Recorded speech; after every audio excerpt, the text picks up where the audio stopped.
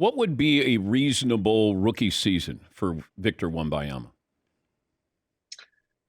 Well, he's going to be an impact player right away, especially on the defensive end. I think he'll be an all-star. He was raised for this, and he's incredibly productive. A lot of guys that are 19 years old, international players, they've not been lead dogs on their team, but he led that French league in scoring, rebounding, block shots, and I found this to be compelling. So Rudy Gobert played in the same division in France. He played in 27 games in that division. Wembanyama played in 34. So it's 7 more games for Wembanyama. Wembanyama blocked over 50 more shots than Gobert did. And like I get the feeling that people have that, oh, here we go again, more hype. I look at the word hype as kind of fake, like it's almost Barnum and Bailey Barker stuff. This is fact, man. This guy is the real deal, and nobody's making this up. The only thing that stops him, and I'm not saying he's not going to have rookie growing pains and all that stuff, or some games he looks bad. Every rookie has that. But the only thing that derails him in his career is going to be an injury, and he's not shown any tendency for injury. He does a lot of injury prevention. This isn't made up. He's the best I've seen, best prospect since LeBron, and that includes some really good prospects. Okay, let me ask you about that. Knowing what you knew about LeBron when he was going into the draft, not since then, and what you know about Victor Wembanyama, if both were on the board right now, coming out of high school, or Victor Wembanyama out of the French league, who would you take? I've asked myself that question a lot because I think it's profoundly interesting. And you're right. It's difficult to dismiss, what LeBron's done afterwards, because you would take, you'd always take the sort of bird in the hand. You get a guy that plays till he's 38 at this level, which is hard to imagine. But in today's game, I might lean toward Victor because of the way he impacts the game at both ends. The problem is, like, so when LeBron came out, you'll remember this. Like, I was saying, best high school player I've ever seen.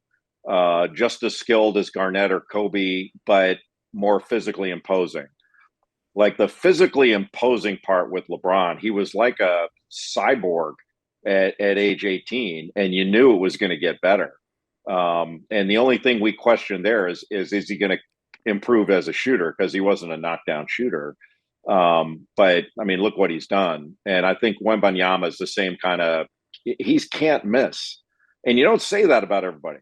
At least I try not to. He is absolutely can't miss, and you hate to say it, but injury is the only thing that stops him from being truly great. Yeah, and I think I would probably lean towards Victor Wembanyama because knowing what LeBron could do, having seen him play a football game in high school and a basketball game in high school, he was just bigger and better and more imposing than everybody. I didn't think he could shoot, but he was the best passer on the floor at his height. You look at Victor Wembanyama, I said this last hour, he'll have a game where he has 10 blocks this year.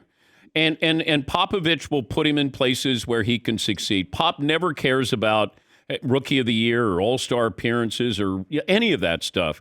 And I think that that'll be beneficial for him as well.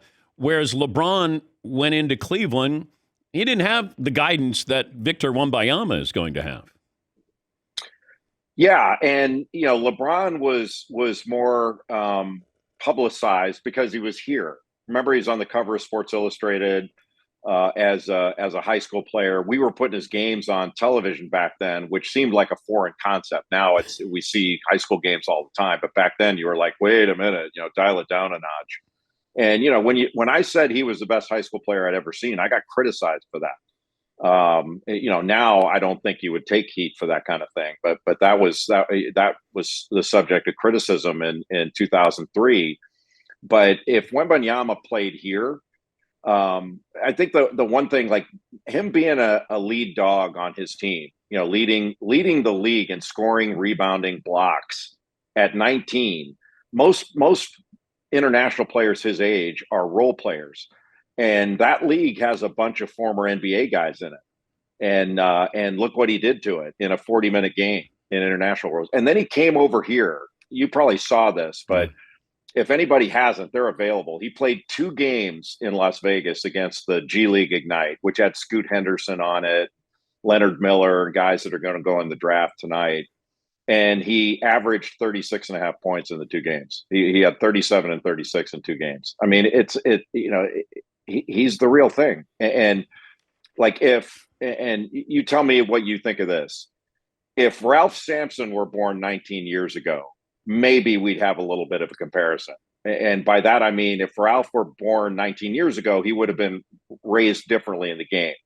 When we were in college, you go to practice, and then at some point in practice, the coach would say, all right, big guys down here, guards down here. And the big guys would do back to the basket stuff. If they ever faced up, there was no 3-point line back then, but if they were ever faced up on the perimeter, they'd be like, whoa, what are you doing? Like, who do you think you are? But Wembanyama operates at the 3-point line. He can operate out of pick and rolls. He handles the ball he's like a 6'2" guard that somebody put in a 7'5" body. It's jaw dropping. It's remarkable.